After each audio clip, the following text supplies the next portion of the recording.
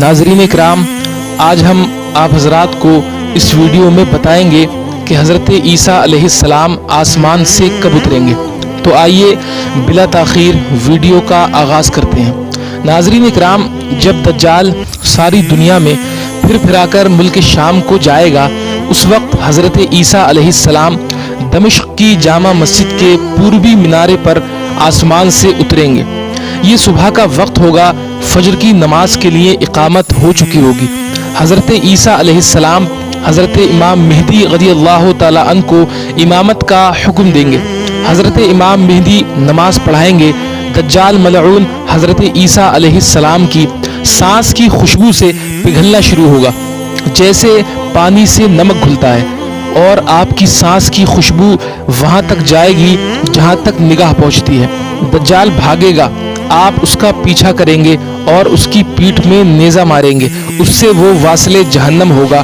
फिर हज़रत ईसा अलैहिस्सलाम सुलैब तोड़ेंगे, खंजीर को कत्ल करेंगे। जितने यहूदी ईसाई बचे रहे होंगे वो आप पर ईमान लाएंगे।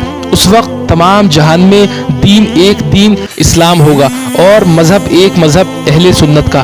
बच्चे सांप से खेलेंगे, शेर और बकरी एक साथ चरेंगे, आप निकाह करेंगे, औलाद भी होगी, 40 बरस तक रहेंगे और बाद वफ़ात रोज़े अनवर में दफन होंगे।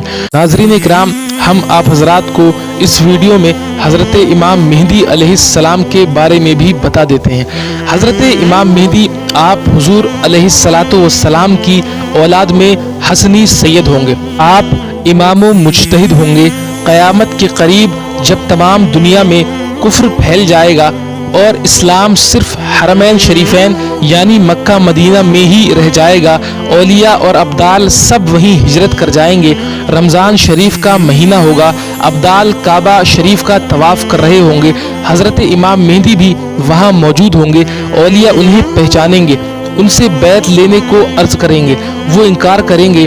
गैब से आवाज़ आएगी, ये अल्लाह के खलीफा मेहदी हैं, इनकी बात सुनो और इनका हुक्म मानो।